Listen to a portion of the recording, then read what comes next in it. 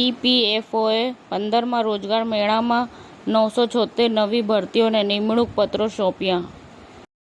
કેન્દ્રીય રાજ્યમંત્રી નીમુબેન બાંભણિયાએ કહ્યું કે શ્રેષ્ઠ રાષ્ટ્રના નિર્માણની સાથે દેશને વિશ્વની ત્રીજી અર્થવ્યવસ્થા બનાવવામાં યોગદાન આપો.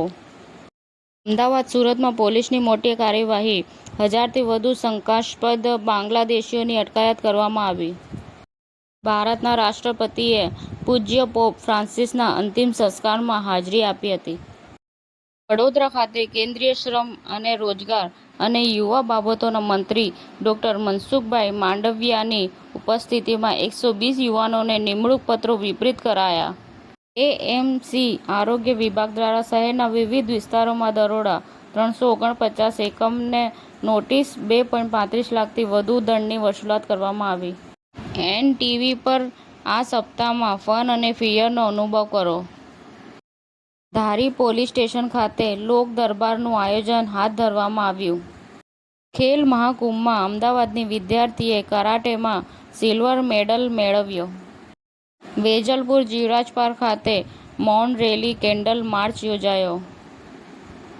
અરવલ્લી જિલ્લાના મોડાસા ખાતે અરવલ્લી જિલ્લા ઉચ્ચતર માધ્યમિક શિક્ષણ સંઘનું દ્વિતીય અધિવેશન યોજાયું. સમાચાર ટુડે ન્યૂઝ ચેનલની ટીમ અને જે સત્ય છે તે જ બતાવશે. આપ જોતા રહો સમાચાર ટુડે ન્યૂઝ ચેનલ. ગુજરાતની ધરતીનું ગુજરાતીઓ માટે જ, એટલે કે સમાચાર ટુડે ન્યૂઝ.